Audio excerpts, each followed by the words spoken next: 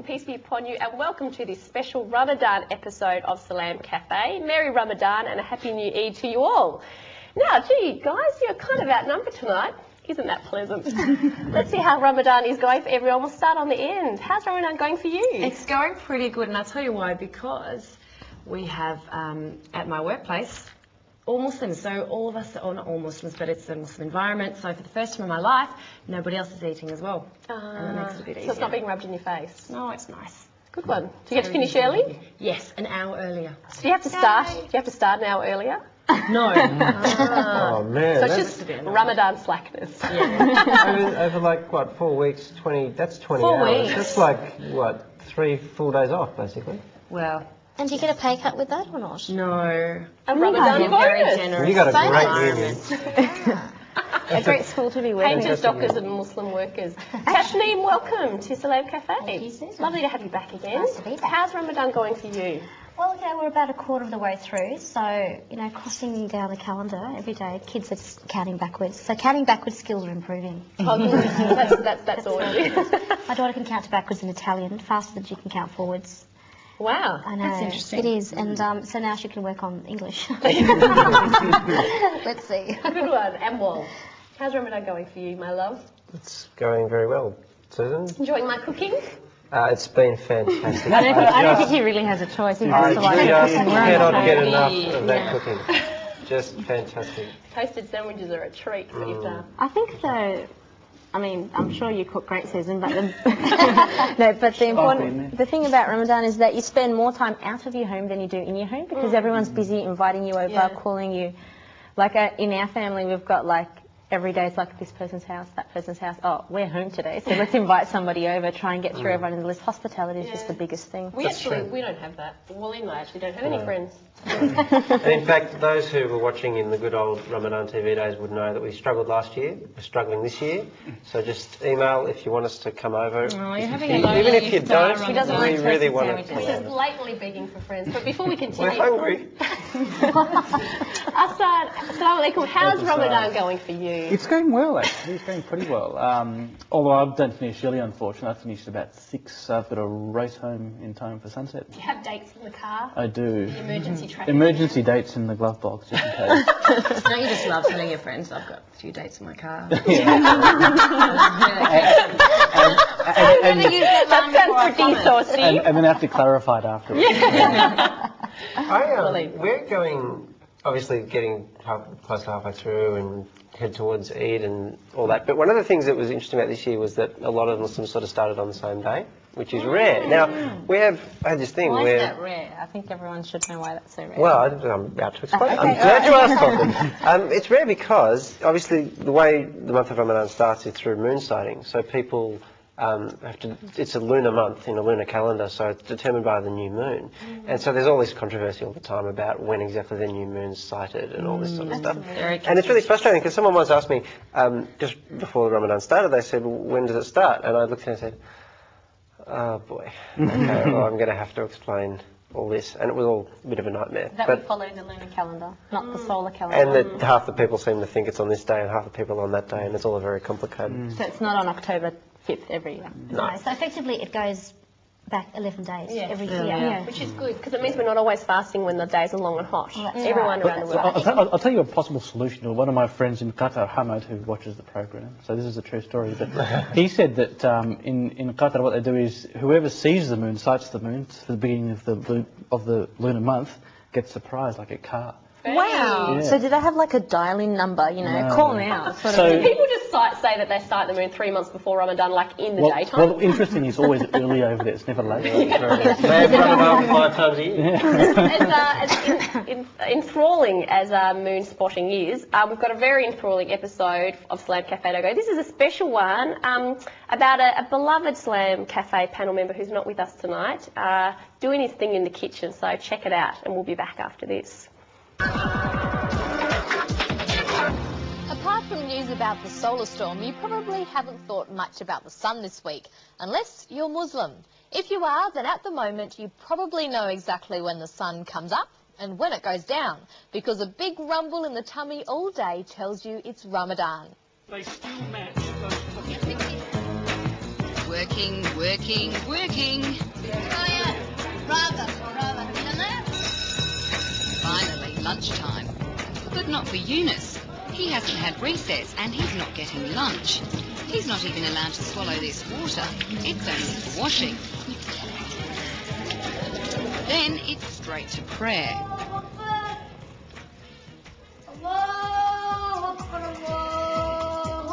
Why? Well, in short, the answer is Ramadan. It's the most sacred month of the year for Muslims like Eunice and his sister Mariam. And a big part of it is fasting from dawn to sunset. That means no eating and no drinking, not even a sip. Now, you don't have to fast, do you? No, we don't. Young children don't have to fast. So why are you doing it? So I can practice when I'm older.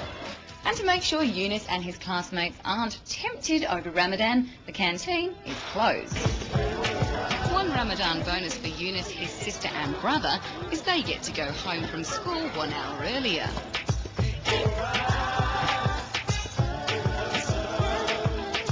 But the real bonus comes after sunset. When the days are long, that means waiting, waiting, waiting. Ah, finally. The fasting is over and the feasting begins. It starts with a glass of water and a date, because Muslims believe that's how the Prophet Muhammad broke his fasts. Then more praying. Muslims normally pray 5 times a day anyway, but during Ramadan they focus even more on their religion. Then it's time to tuck in. Are you hungry? So how good is this now? It's very good. So when you can eat, it's good, yeah. Is the food really different? Yeah, it makes much yummy food. And if you feel like reading before bed, Islam's holy book, the Quran, is the go. You're supposed to read the entire thing during Ramadan because during that time God first spoke to the Prophet Muhammad, and Muslims believe this is basically what God said. Like most kids, Eunice and Mariam also find time to squeeze in a chapter or 2 of something else. Go Ahmed Hassan. I reckon that was excellent. He was in the kitchen chopping salad, was it? Yes. Vegetables? Yes. Salad. And he's good at what he does. I've seen him chop vegetables, very precise, like cherry tomatoes. He's a surgeon. He's a surgeon by profession, so he knows what he's doing. Cherries are like eyes, you know, round. And Yeah, you get 1/1,000,000th of a millimetre off the layers. He's very precise about what he does. I'm surprised he doesn't use like laser technology. But that was, I'm sure you may, well you probably don't know, but that was from BTN, which is on Channel 2, and we're very thankful to the ABC for allowing us to use that. Sadly, BTN actually isn't on anymore. No, it wasn't it great? Just that news bulletin for kids.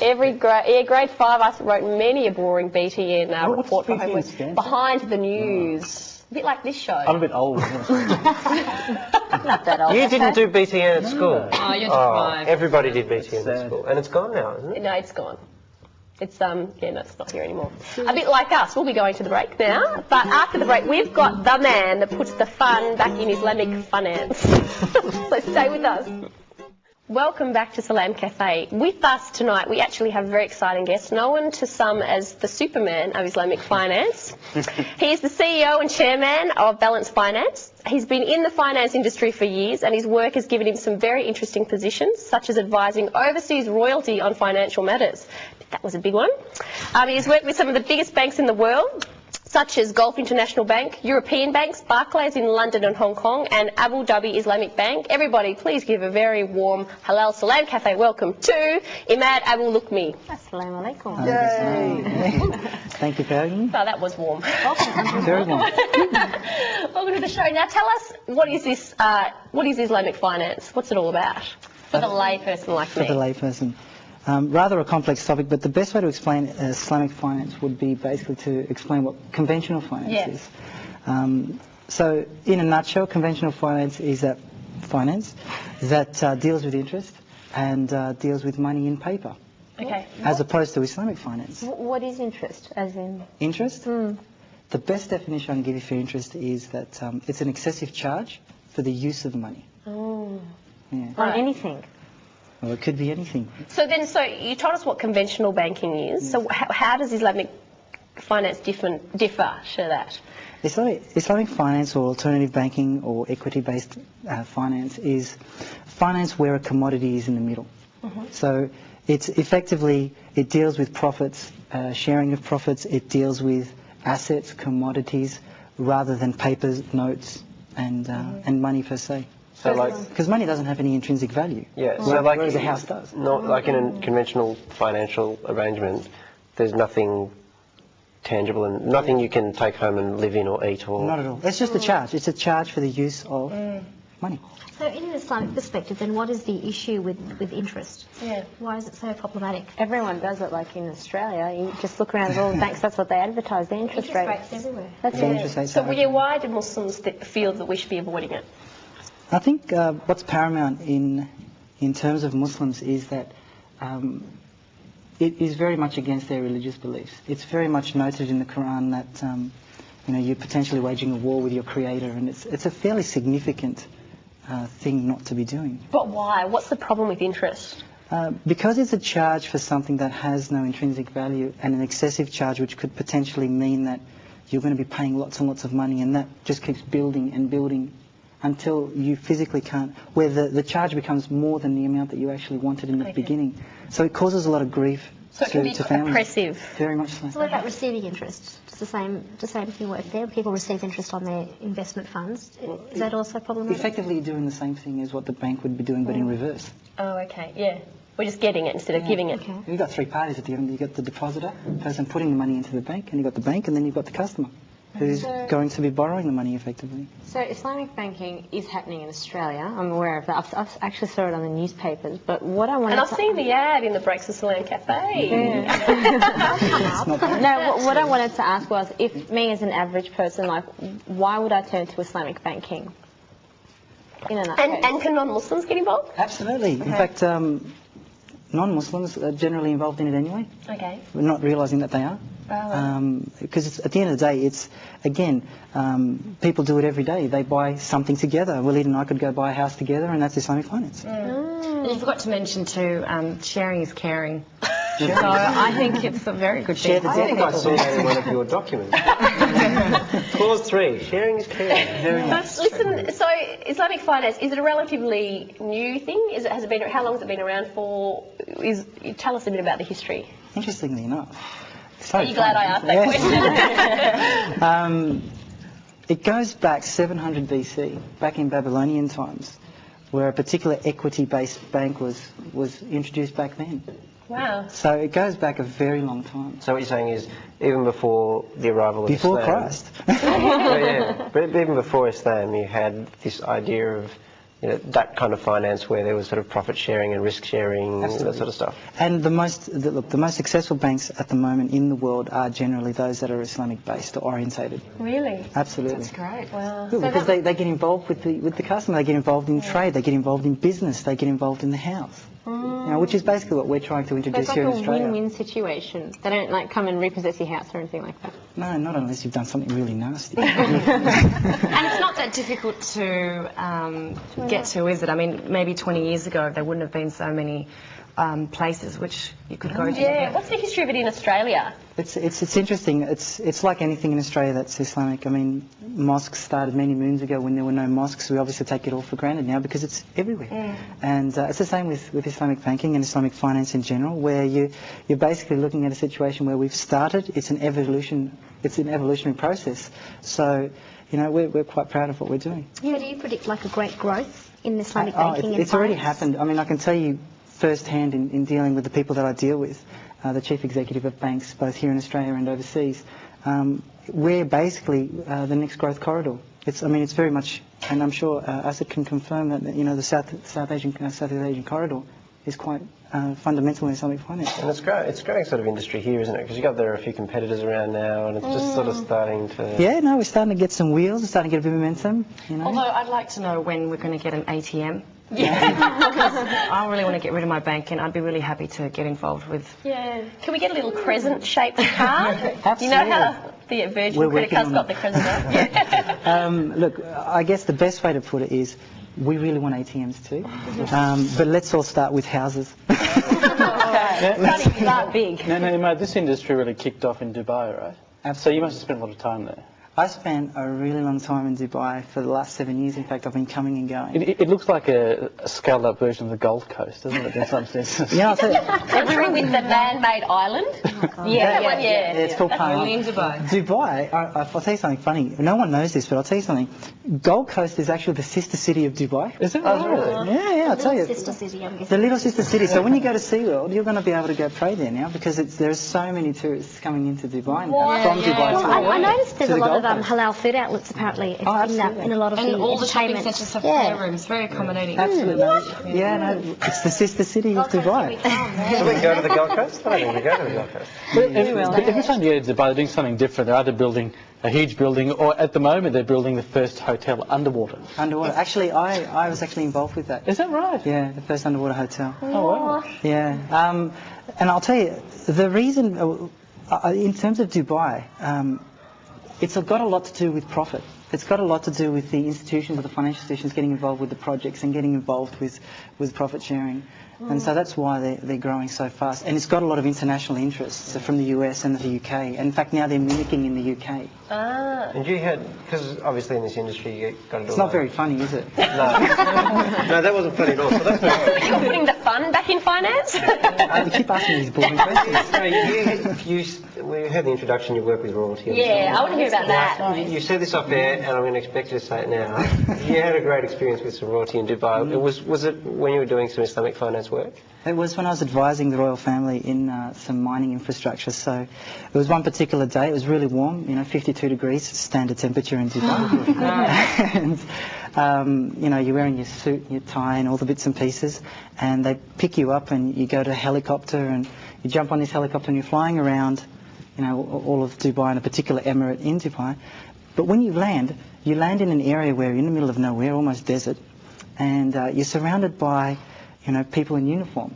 And you sit down in a big circle with, obviously, the royal family member sitting next to me, and they offer tea or coffee or whatever it was.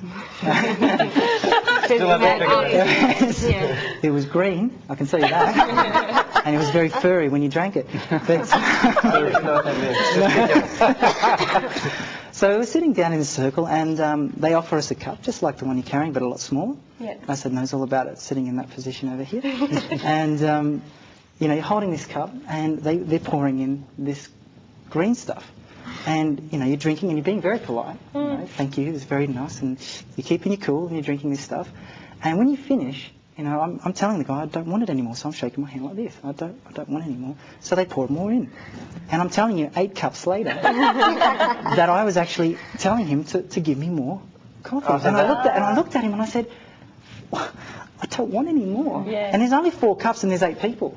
Yeah. So everybody's waiting for them to drink this stuff, and you're just hogging away this coffee and wanting it. So when you do this, that means give me more. That means, this means give me more. Well, he told me in the end, you actually turn the cup. Oh, so inadvertently, you scoffed the tea, the fairy green tea. The fairy green So tea can't coffee. you actually say no thank you?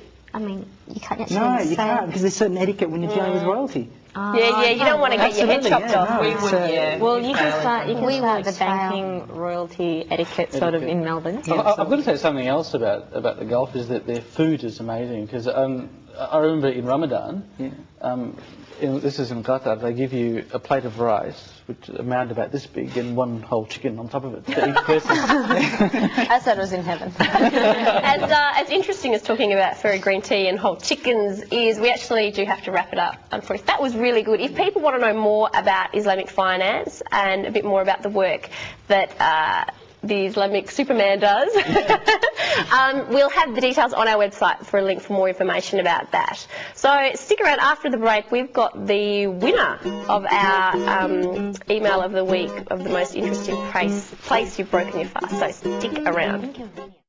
Well, I tell you what, that's made me want to do a bit of halal financial investment with my whole $5 that I have in the bank, but at least it will be halal. No, but that was really interesting. And I think I'm going to buy some shares. What about you guys? I would not know the first thing about Islamic finance. What's a share? Exactly, that's me. Well, now that that's covered, let's move on to something else we know nothing about. Email of the week. Okay. And I'm very excited because this is your segment, but because you're anchoring, it means I have to do it. So I hope that I do not let you down. The question for those of you who were not watching, why weren't you? That's the type of thing you'd say. Is that the question? When we were asking people to nominate the most inconvenient place they've ever had to break their fast. And we had a lot that were actually quite interesting, but this guy, I just thought this response by Amina Dean was pretty extreme, I think it's okay. Yeah, I don't think I'd be surprised if anyone else has done this. Oh yeah, I think it's a pretty rare sort of occurrence. Come on, you So can the be us glove in box, suspense. dates in the glove box? No, it's better than dates in the... Well, it does involve a car. It's very short. He just says that the most inconvenient place he's ever broken his fast was in a police car, on duty, on the way to respond to an urgent crime in progress. Now, I don't know if I have ever come across anyone who's got a better story than that. Instead of the van while breaking his fast, he was shooting. He runs up to the criminal and has got like dates. Yeah, better still pulling out his gun, pulling out the gun, and having dates in the other hand. There you go. Yes, instead of he knew it was time to eat when it was time to read that guy his rights. So you win, Constable Amina Dean. Yes, our favourite member of the constabulary. And so, congratulations, you get nothing. But I actually I've been saving this up because it happened probably about a week and a half ago. I've been saving this up for this moment because I wanted to share it. Last week we were talking about inconvenient moments, breaking our fast. I just had one of the most incredible moments about a week and a half ago. I went to Sydney to speak. There was an organisation was launching a human rights bill. And I was speaking at the Sydney Town Hall. And I'd organised my flights and I was all excited to go. And I got there and the town hall was like empty. What? It's like something in a dream. It was like a dream, it really was. Anyway, so I got there and I look at the flyer and I was there on a Tuesday night and I looked there and there it was and the date was Wednesday, 5th of October. And I'm thinking, I'm here 24 and a half hours early, which is good because normally I'm 12 and a half hours late. So that was at least an improvement. Were you fasting, sorry, at the time? Yeah, I was fasting. So maybe it's just the whole... No, I wasn't fasting actually. I wasn't fasting on that day. Anyway, so I didn't know what to do. So I decided eventually I'd stay in Sydney that night and just spend the next day in Sydney. And I was lucky I was able to work from my firm's Sydney office. And so the next day I got up and I was fasting, first day of Ramadan, and there I was and went along 6 o'clock. Breaking fast was at 6 o'clock that day, and that's the precise time we had to meet. All the speakers had to meet. Get everyone to watch you. Now, I did not plan for this, because in my mind it was Tuesday, I wasn't fasting, so I didn't even think about this.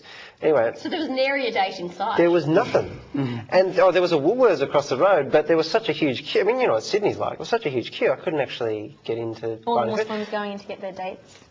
Well, yes, but... So anyway, what I ended up doing was... breaking my fast consisted of a glass of water on stage at the Sydney Town Hall just before I got up to speak. And he was next to Malcolm Fraser. Yes. But Malcolm Fraser had broken his fast. I have a question for you, Waleed, though. What did you have that morning? What did I have that morning? Not a great deal. I think. Why? Did you have a staple? Because, well, if I do wake up, well, usually I do, but it's in the last minute. I usually can't tell you what I eat until my mum can tell you that. I'll get her to email and say what I ate. I'm usually in such a groggy state. I don't remember what I ate, but I know I ate because I've seen the bowls there later on in the morning. I think I had breakfast. So it's like deduction. It is. I think the car is it's more of a celebrated thing, the evening one when everyone gets together, everyone invites one another over. Awake. Yeah. Speaking of celebrating, we have to celebrate wrapping up this show. Thanks for watching. Go off to Tarawih. We'll look forward to seeing you next week for another fun-filled Ramadan episode. The last one before Eid. And next week our sign will be straight as well. Evet. Go to bed. Salam alaikum. Assalamu alaikum, everybody. See you next week.